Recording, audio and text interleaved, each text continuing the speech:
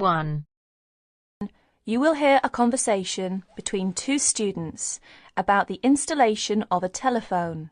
You have half a minute to read the questions first.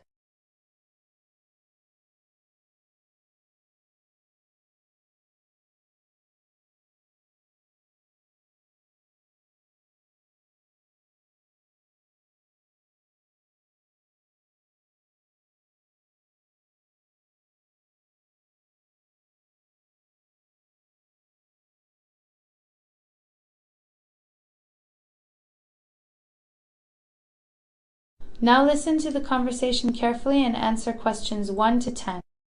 I buy a new telephone.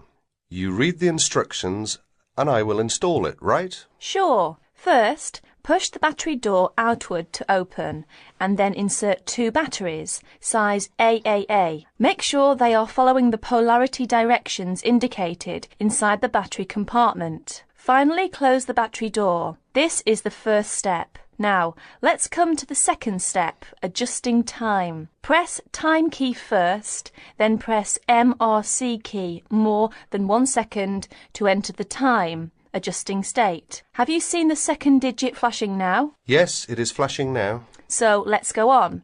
Press MRC key again to adjust minute, hour, date. Have you finished? Yes, all the digits have been flashing successively.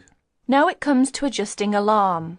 Press alarm key to enter the 3 states of A1, A2, A3. Pay attention to the 2 keys in the corner on the right hand. They are the keys to lock and unlock the alarm respectively. Press MRC key to enter the adjusting procedure. And have you seen the second digit begin to flash? Yes, I think I should repeat this action, yes? Yes. Press MRC key again to adjust minute and the on-off of the alarm. By now you own a phone at the same time with a clock that can wake you up in the early morning.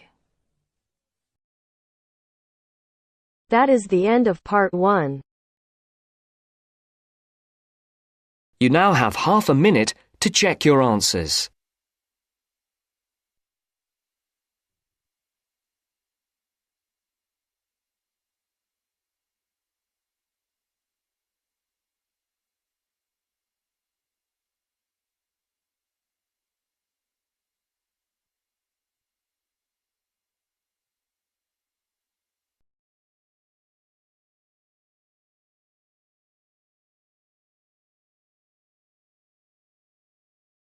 Now turns to part 2. Part 2.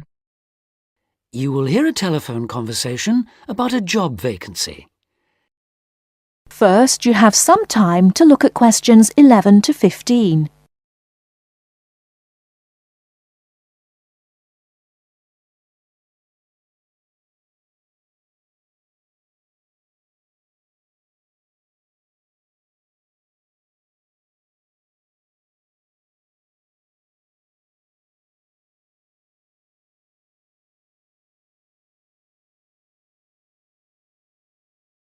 Now, listen carefully and answer questions 11 to 15.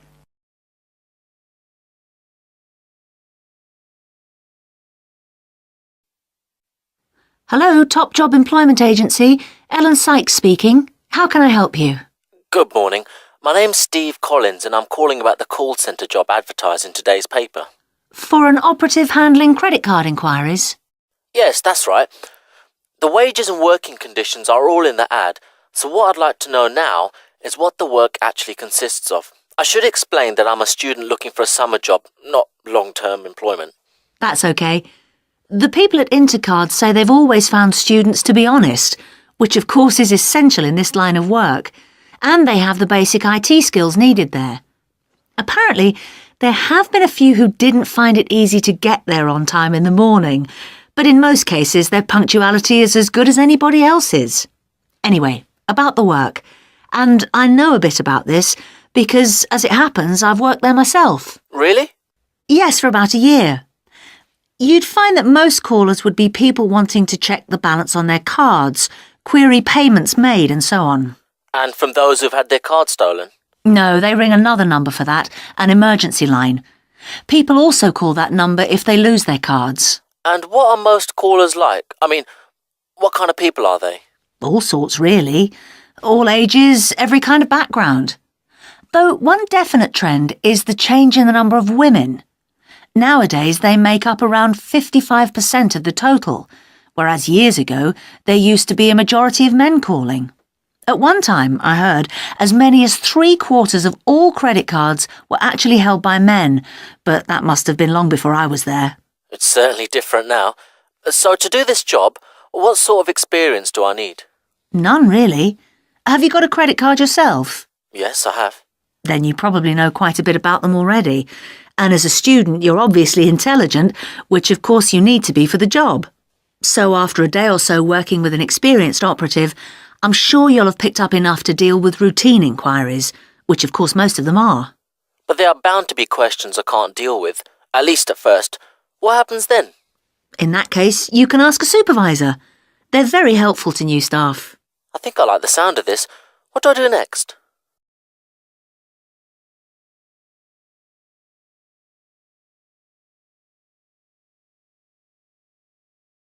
Before you hear the rest of the talk, you have some time to look at questions 16 to 20.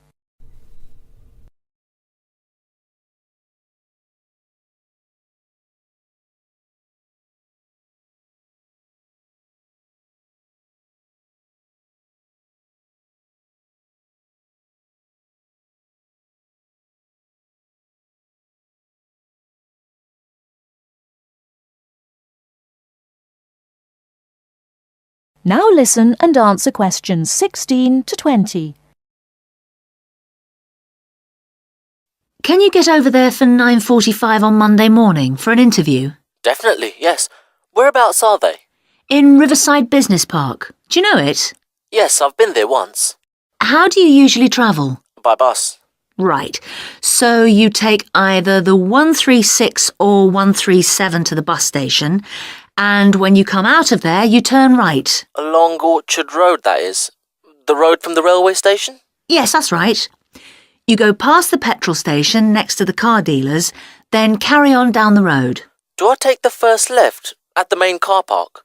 Well, you could do that, and walk up Newfield Avenue alongside the shopping centre, but it's a long way round. I'd suggest continuing along Orchard Road with the water company and then the insurance offices on your right. They used to be local government offices, by the way. Yes, I remember those. And you keep going until you reach the advertising agency. Now, facing that is a small road called Cherry Lane. There's a newspaper office on the corner, and opposite that is a big hotel, so you can't miss it. And how far down that road is it? Well, they aren't actually in Cherry Lane. You walk as far as the next junction and turn right into Almond Drive at the mail centre. Intercard is in the third building on the right between the airline offices and the shipping company. Fine. I'll be there on Monday. Thanks very much. Bye. Good luck. Bye.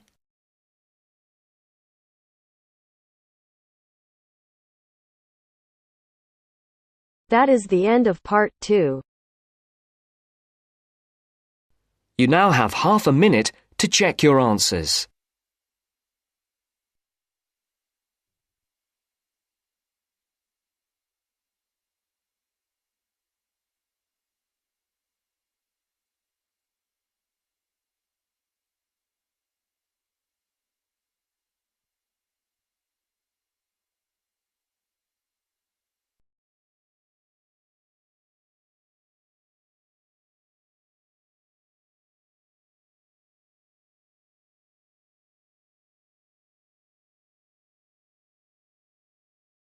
Now turns to part 3. Part 3. You will hear an interview with Professor Green from a local university which enrolls a large number of overseas students in its courses. He is talking to Indra, a student representative, about the importance of attending lectures. First, you have some time to look at questions 21 to 24.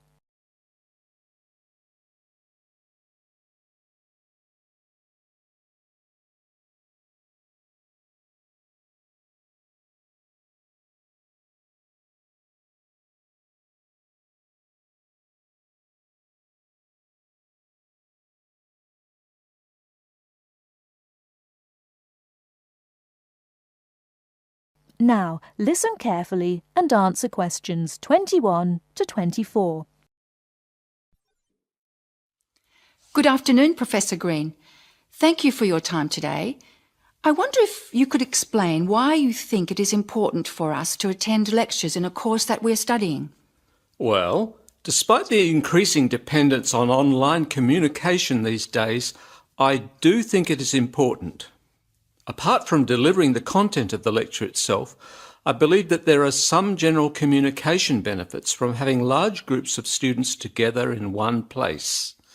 For lecturers, it is an opportunity for us to address many students together at one time. For students, it helps you to feel part of the wider learning community who are following the course.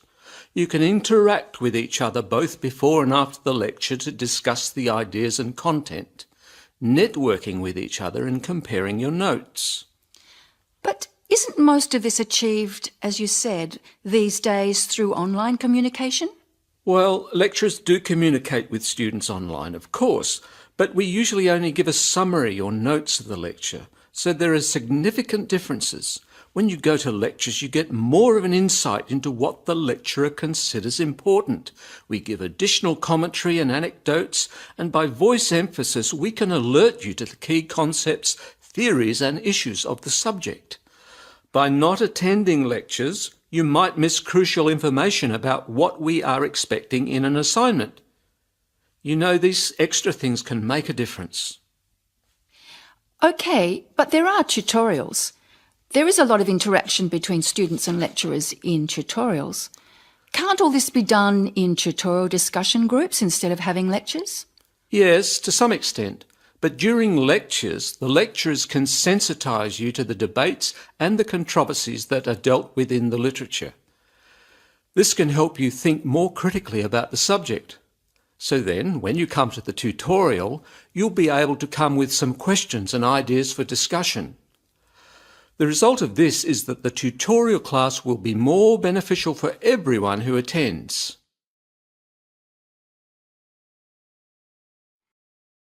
Before you hear the rest of the talk, you have some time to look at questions 25 to 30.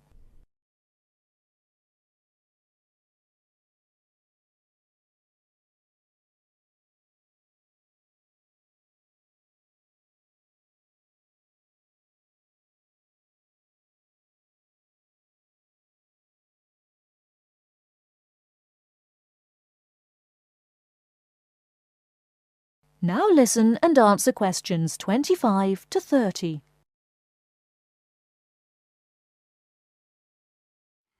I see your point.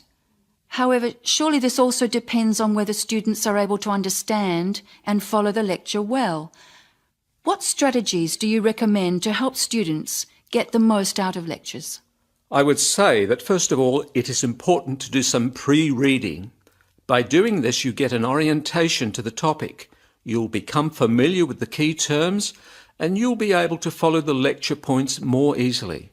I also think it is good to arrive early to collect handouts and to find a seat where it is easy to see and hear what is going on. Then, importantly, during the lecture itself, you need to be attentive. I know from experience that it is often difficult to be attentive. What can students do to improve their attentiveness during the lecture? I think that there are two keys to following a lecture successfully: using the visual cues and using active listening techniques.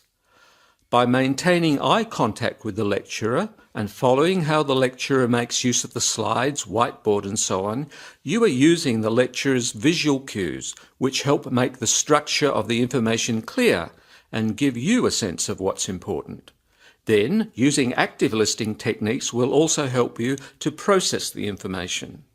What do you mean by active listening techniques? Well, you need to pay attention to the methods the lecturer uses to highlight important information. As I said before, in the spoken language of a lecture, we get the benefit of things such as stress and intonation, use of examples and anecdotes, as well as the language signals used to show relationships between ideas. Yes, I see what you mean. These things will be missing in written summaries. And what about taking notes? Does that help? Taking notes helps you to concentrate, so I would certainly advise you to do that. It's difficult to listen and write good notes at the same time, so it does take some training. Yes, taking notes needs a lot of practice, I've found. Do you have any other advice? Well, I can't finish without stressing the importance of formulating questions while you are listening. During the lecture, you should ask yourself questions about the content of the lecture and the points you are following. Ask questions like, what are the benefits or problems? What other examples are there? How does it work? Why does this happen? This will keep you focused and actively engaged in the content of the lecture. Professor Green, thank you very much for your valuable tips and your time today. You are very welcome. That is the end of part 3. You now have half a minute to check your answers.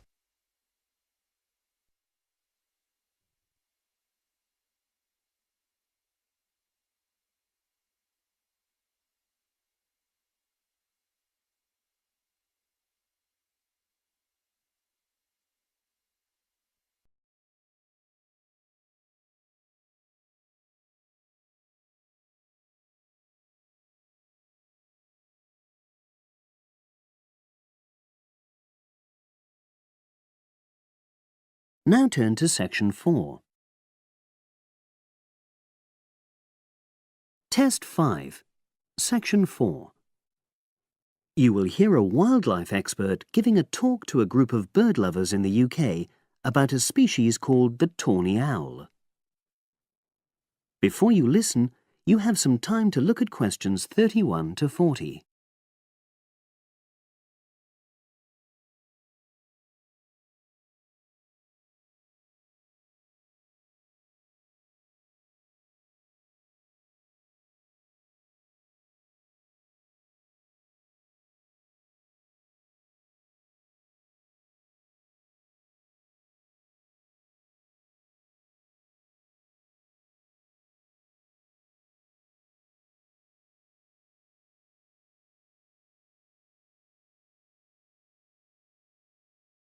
Now listen and answer questions 31 to 40. Good evening, everyone. You're all likely to be familiar with pictures of the tawny owl.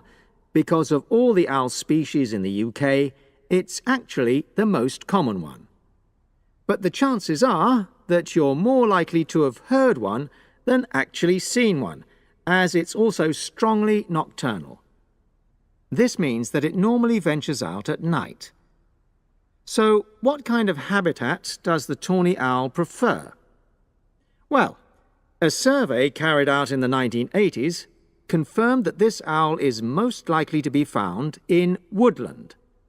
If you look at a map of tawny owl distribution across Britain, you'll only see gaps in the treeless marshy areas of eastern England and in some of the more upland parts of northwest Scotland. However, you can sometimes find populations of tawny owls in urban areas too, either in parks or in large gardens. The tawny owl shows some obvious adaptations to its natural habitat. For example, both its wings and its tail are short, which helps it to maneuver through the trees. Also, the bird's plumage is a mixture of brown and grey, and this provides suitable camouflage for when the owl perches up against a tree trunk. Then there are its large eyes. The tawny owl's visual capacities are considerably better than those of humans, and although it can't see in complete darkness, it's sufficiently well equipped to be able to navigate its way around woodland on all but the most overcast nights. Another factor that contributes to the tawny owl's success as a hunter is its excellent memory of the layout of different areas. If you combine this ability with the owl's strongly territorial and sedentary nature, most populations of tawny owl are sit-and-wait predators, you realize that it has a good opportunity to predict where prey might be found. Finally, as well as having large eyes, The owl's sense of hearing is excellent, and this helps it to locate potential prey as it sits on its perch.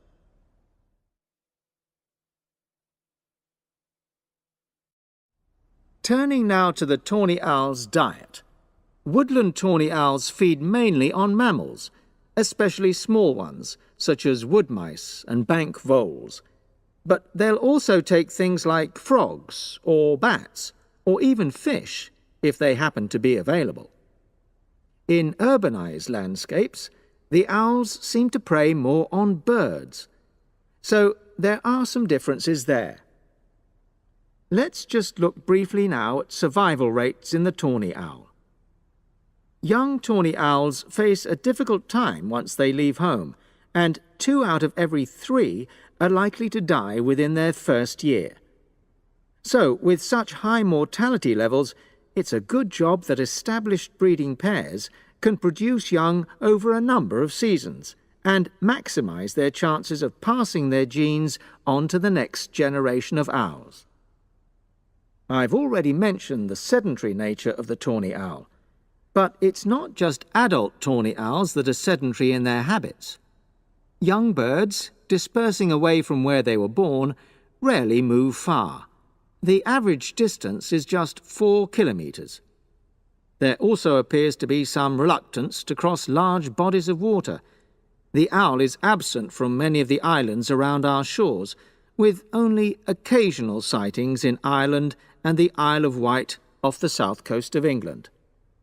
Right, well, now I'll show you some photographs that have been taken in 1 or 2 of the...